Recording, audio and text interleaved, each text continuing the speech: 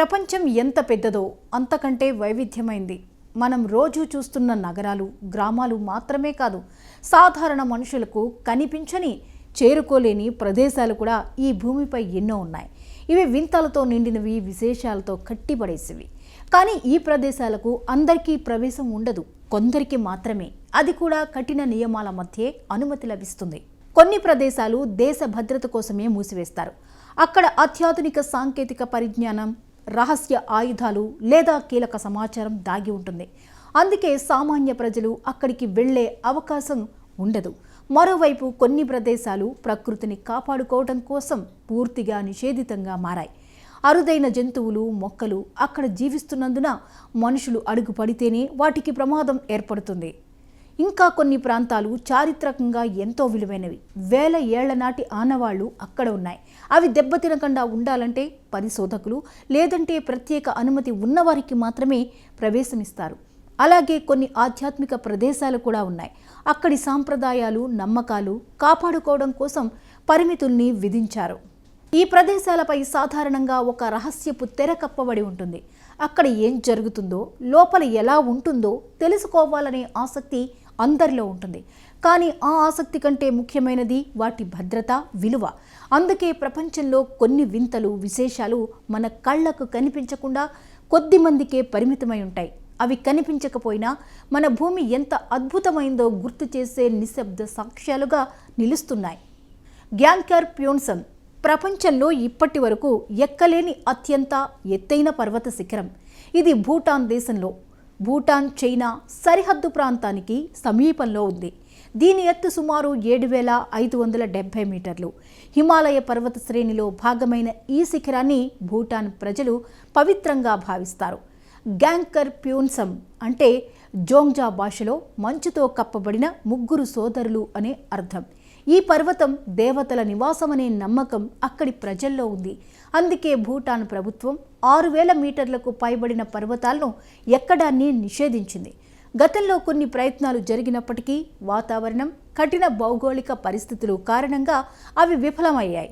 ప్రకృతి సౌందర్యం, అడవులు, అరుదైన జీవజాతులతో ఈ ప్రాంతం ఇప్పటికీ సహజ స్వరూపంలోనే ఉంది.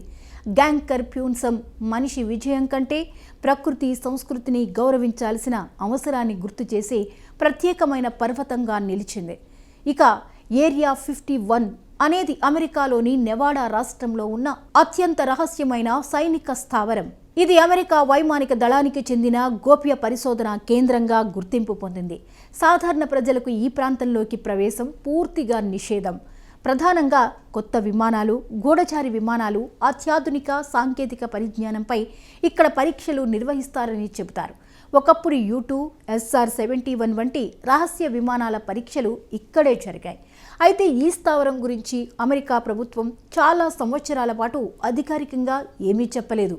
ఈ గోప్యత కారణంగానే ఏరియా 51 చుట్టూ అనేక వదంతులు, కథనాలు ప్రచారమయ్యాయి. ముఖ్యంగా గ్రహాంతరవాసులు, UFOలు, ఏలియన్ టెక్నాలజీపై పరిశోధనలు జరుగుతున్నాయన్న ఊహాగానాలు ప్రపంచవ్యాప్తంగా ఆసక్తిని రేపాయి. నిజానికి ఏరియా 51 అనేది అమెరికా జాతీయ భద్రతకు సంబంధించిన సున్నితమైన పరిశోధనలు జరిగే కేంద్రం.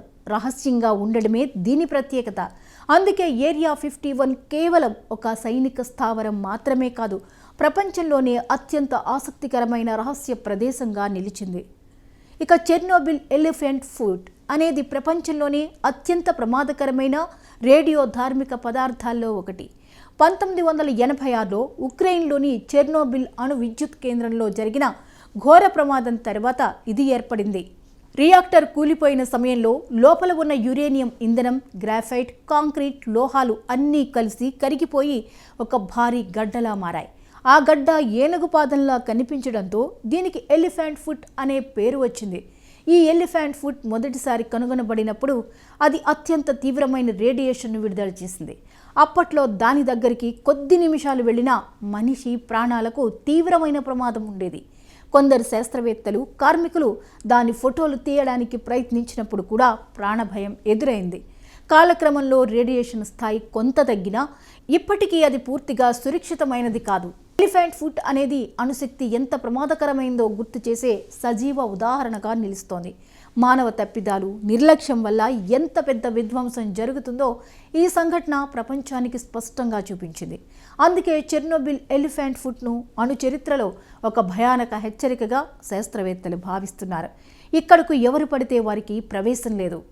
చిన్ షీ హువాంగ్ సమాధి చైనా చరిత్రలో అత్యంత రహస్యమైన, విశాలమైన సమాధుల్లో ఒకటి. చైనాను మొదటిసారిగా ఏకీకృతం చేసిన చక్రవర్తి చిన్ షీ హువాంగ్ కోసం ఈ సమాధిని నిర్మించారు. ఇది చైనాలోని షాన్షీ ప్రావిన్స్లోని షియాన్ నగరానికి సమీపంలో ఉంది. ఈ సమాధి నిర్మాణం ఆయన పాలన కాలంలోనే ప్రారంభమై వేలాది కార్మికులు, కళాకారుల శ్రమతో ఎన్నో సంవత్సరాలు సాగింది. ఈ సమాధి ప్రాంగణం భూగర్భంలో ఒక పెద్ద రాజ్యంలా నిర్మించబడిందని చరిత్రకారులు చెబుతారు. చక్రవర్తి పరలోకంలో కూడా తన సామ్రాజ్యాన్ని పాలించాలని భావించి అతనికి కాపలా కాసేలా వేలాది మట్టి సైనికులను తయారు చేశారు. వీటినే టెర్రకోటా ఆర్మీ అంటారు. ప్రతి సైనికుడి ముఖాకృతి వేరువేరుగా ఉండడం ఈ సమాధి ప్రత్యేకత. చారిత్రక గ్రంథాల ప్రకారం సమాధి లోపల నదుల్లా పారే పాదరసం, విలువైన రత్నాలు, రాజభవనాల నమూనాలు ఉన్నాయని చెబుతారు. ఇప్పటికీ ప్రధాన సమాధిని పూర్తిగా తవ్వలేదు. లోపల ఉన్న రహస్యాలు, సాంకేతిక కారణాలు, సంరక్షణ సమస్యల వల్ల చైనా ప్రభుత్వం జాగ్రత్తగా వ్యవహరిస్తోంది. చిన్ షీ హువాంగ్ సమాధి కేవలం ఒక చక్రవర్తి విశ్రాంతి స్థలం మాత్రమే కాదు, అది చైనా ప్రాచీన సంస్కృతి, శక్తి, కళా నైపుణ్యాలకు ప్రతీకగా ప్రపంచ చరిత్రలో ప్రత్యేక స్థానం సంపాదించింది. ఇక్కడకు అందరికీ ప్రవేశం లేదు. ఇక చియన్ మౌంటైన్ కమాండ్ సెంటర్ అనేది అమెరికాలోని అత్యంత భద్రత కలిగిన సైనిక కేంద్రాల్లో ఒకటి. ఇది కొలరాడో రాష్ట్రంలోని చెయెన్ పర్వతం లోపల నిర్మించబడింది. కోల్డ్ వార్ కాలంలో అణుదాడులు, క్షిపణి ముప్పులను గుర్తించి వెంటనే స్పందించేందుకు ఈ కేంద్రాన్ని ఏర్పాటు చేశారు. పర్వతం లోపల వందల అడుగుల లోతులో ఉండడంతో అణుపేలుళ్లు జరిగినా ఇది సురక్షితంగా ఉండేలా రూపకల్పన చేశారు. ఈ కమాండ్ సెంటర్ ప్రధానంగా అమెరికా వాయుసేనకు చెందిన నోరాడ్ వ్యవస్థకు కేంద్రంగా పనిచేస్తుంది. ఉత్తర అమెరికా వైపు వచ్చే క్షిపణులు, విమానాలు, అంతరిక్ష ముప్పులను ఇక్కడి నుంచి నిరంతరం పర్యవేక్షిస్తారు. లోపల భారీ ఉక్కు తలుపులు, షాక్ అబ్జార్బర్లు, స్వతంత్ర విద్యుత్, నీరు, గాలి సరఫరా వ్యవస్థలు ఉన్నాయి. అవసరమైతే నెలల తరబడి బయటి ప్రపంచంతో సంబంధం లేకుండా పనిచేయగల సామర్థ్యం దీనికి ఉంది.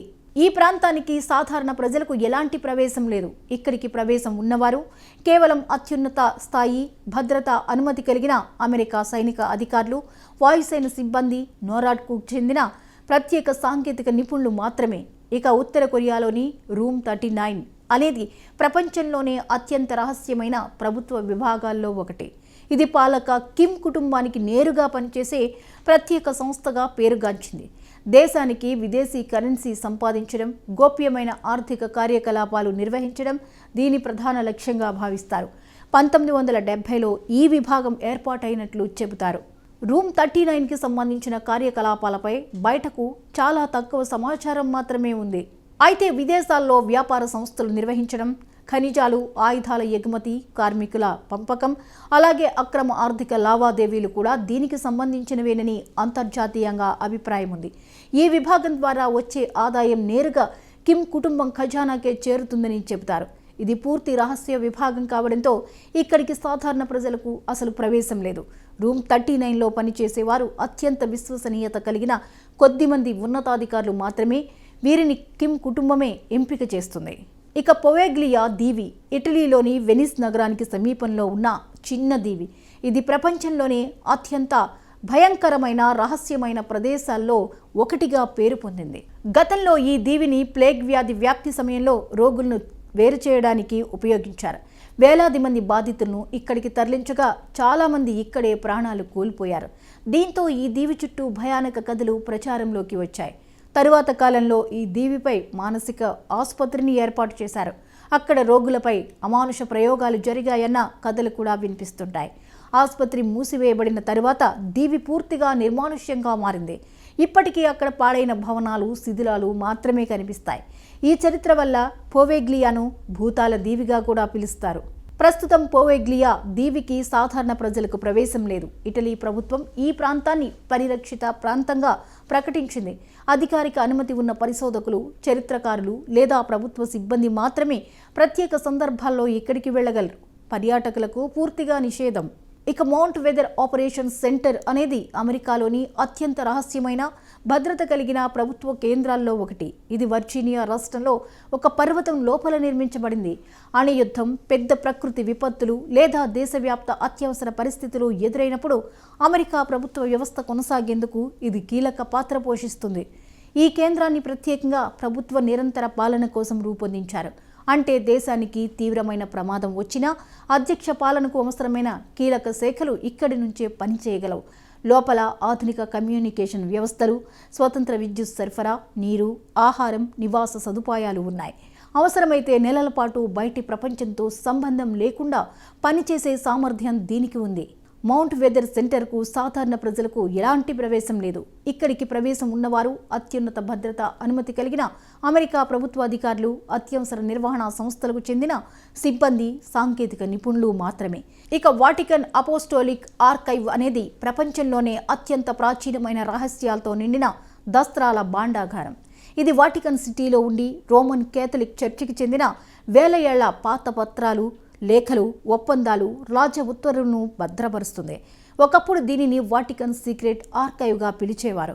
ఈ ఆర్కైవ్లో పాపుల లేఖలు, మధ్యయుగ రాజులతో జరిగిన ఒప్పందాలు, చారిత్రక విచారణలకు సంబంధించిన పత్రాలు వంటి అమూల్యమైన సమాచారం ఉంది. కొన్ని పత్రాలు వేల సంవత్సరాల నాటివి కావడంతో ఇవి మత చరిత్రకే కాకుండా ప్రపంచ చరిత్రను అర్థం చేసుకునేందుకు కూడా ఎంతో కీలకమైనవిగా భావిస్తారు. కోట్లాది పేజీల పత్రాలు అత్యంత భద్రతతో భద్రపరచబడ్డాయి. ఈ ఆర్కైవ్కు సాధారణ ప్రజలకు ప్రవేశం లేదు. అయితే గుర్తింపు పొందిన పరిశోధకులు, చరిత్రకారులు, విశ్వవిద్యాలయ ప్రొఫెసర్లు మాత్రమే ప్రత్యేక అనుమతితో లోపలికి వెళ్ళగలరు. ఇలా ప్రపంచంలో అనేక రహస్య ప్రాంతాలు కేవలం కొందరికి మాత్రమే ప్రవేశాన్ని కలిగి ఉన్నాయి.